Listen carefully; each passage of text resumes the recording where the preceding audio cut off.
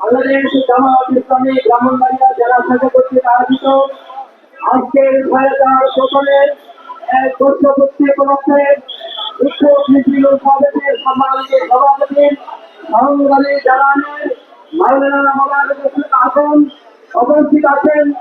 ব্রাহ্মণবাড়িয়া জেলা জামাতের সংগ্রামী সেক্রেটারি জেলা কামরুল ইসলাম সহ সম্মানিত অতিথি জনতা, আজকের এই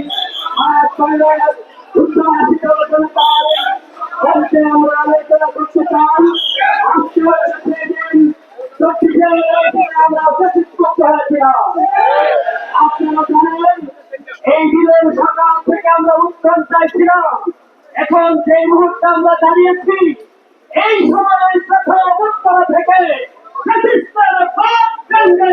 জনতা ক্ষমতা একসাথে আন্দোলন করে জনগণের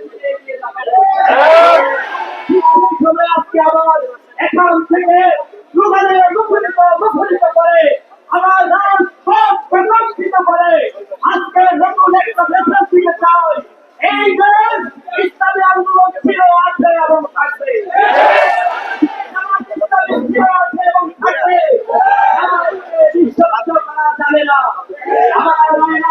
আগামী দিনে দুর্নীতিমুক্ত দূষণমুক্ত বৈষম্যহীন বাংলাদেশ করার জন্য আপনারা ময়দানে থাকবেন কি থাকবেন না? আমরা ভয় পাই না। বিগত 7 বছর তারা মনে করছিল জামাত ইসলাম নিঃশ্বাস হয়ে গেছে, কিন্তু আল্লাহ বলছেন